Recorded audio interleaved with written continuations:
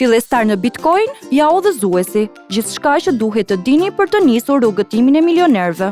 Nuk ka një javë që kalon kur Bitcoin nuk zë titujt kryesor në mediat botërore, por nëse nuk jeni një tregtar ose jeni të interesuar për kriptovalutat, ka ndoshta gjëra që ju kanë ikur. Pra, pse është Bitcoin kaq shumë në lajme? Parë nga shumë si ardhmja e financave, kjo kriptovalutë ndoshta mund të ketë një ndikim të dëmshëm në paratë që keni në xhep. Është për debat se sa ndikim do të ketë në këtë të fundit, por një gjë është e sigurt. Pavarësisht nga ngritjet dhe rënjet e paqëndrueshme të vlerës, Bitcoin është vendosur të jetë një mjet afatgjatë në ciklin e lajmeve. Shkruajnë mediat e huaja përcjell telegrafi. Pra, si funksionon? Ndërsa është gjithmonë e përshkruar si një monedhë fizike, Bitcoin është në të vërtetë një monedhë virtuale ose kriptovalutë që nuk është e lidhur me një bank ose qeveri dhe lejon përdoruesit të shpenzojnë para në mënyrë anonime. Monedhat janë krijuar nga përdoruesit që i minojnë ato, duke dhënë hua të energjisë informatike për të verifikuar transaksionet të përdoruesve të tjerë, të cilët përdorin teknologjinë e blockchain. Ata marrin bitcoins në këmbim. Monedhat gjithashtu mund të blihen dhe të shiten në shkëmbime me dollar amerikan dhe monedha të tjera si parat fizike që ne përdorim çdo ditë në llogaritë tona bankare.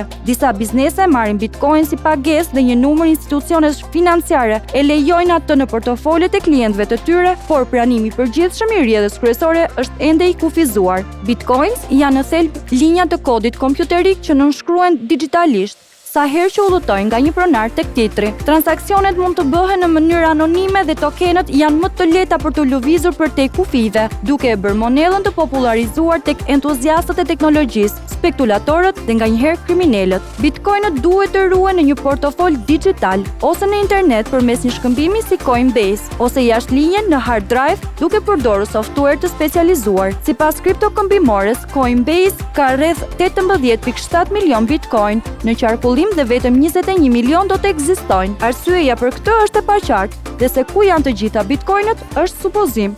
Si u krijua Bitcoin? Kjo gjithashtu mbetet një mister. Bitcoin u lançua në vitin 2009 nga një person ose grup njerëzish që operojnë në emrin Satoshi Nakamoto. Bitcoin u miratua më pas nga një tufë e vogël entuziastësh. Nakamoto lëshoi hartën pasi Bitcoin filloi të tërheqë vëmendjen e të përhapurve, por idhtarët thonë se kjo nuk ka rëndësi. Monedha i bindet logjikës së vet të brendshme. Kush po përdor Bitcoin? Çdo kush mund të përdor, të blejë dhe të shes Bitcoin përmes platformave dhe aplikacioneve të shkëmbimit të kriptovalutave. Por nëse nuk keni 10 mijëra euro vetëm tani, nuk ka gjasa të keni mundësi të blini edhe një token Bitcoin. Megjithatë, mund të blini një aksion, shkruajnë mediat e huaja. Emërtimet e vogla të Bitcoinëve ekzistojnë të quajtura Satoshi sipas themeluesit të kriptos. Kompania e pagesave digjitale Square dhe drejtori ekzekutiv i saj Jack Dorsey, i cili është gjithashtu CEO i Twitter, kanë qenë mbështetës të mëdhenj të Bitcoin. Overstock.com gjithashtu pranon Bitcoin dhe në shkurt banka më e vjetër në SBA tha se do të përfshinte monedha digjitale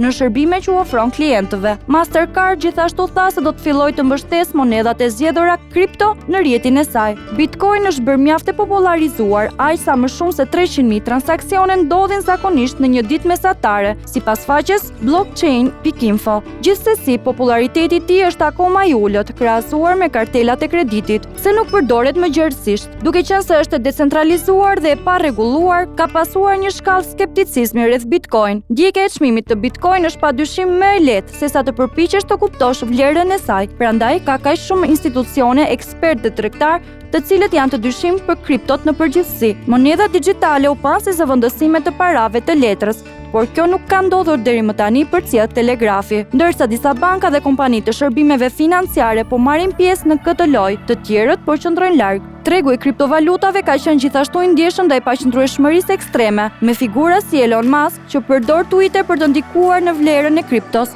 Musk njoftoi në shkurt se kompania e tij e makinave elektronike Tesla kishte investuar $1.5 miliard në Bitcoin. Në mars, Tesla filloi të pranonte Bitcoin si pagesë. Këto veprime kontribuan në mbi ngarkesën e çmimit të Bitcoin dhe Musk gjithashtu promovoi monedhën digjitale Dogecoin, e cila gjithashtu ishte me vlerë të lartë. Sidoqoftë, Musk e ktheu kursin në vetëm një kohë të shkurtër, duke thënë së fundmi se Tesla do të ndalonte të pranonte Bitcoin për shkak të dëmtimit të mundshëm mjedisor që mund të rezultojë nga miniera e Bitcoin. Njoftimi ndikoi te Bitcoin duke rënë në $50.000 dhe vendosi tonin për tërheqjen e madhe kohët e fundit në shumicën e kriptovalutave. Një numër i tifozëve të Bitcoin u mbështetën arsyetimin e Musk. Por miliarderi tjetër Mark Cuban tha se nxjerrja e arit është shumë më e dëmshme për mjedisin sesa minjera e Bitcoin. A është Bitcoin i dëmshëm për mjedisin? Një studim i vitit 2019 nga Universiteti Teknik i Munihut dhe Instituti i Teknologjisë i Massachusettsit zbuloi se rrjeti Bitcoin gjeneron një sasi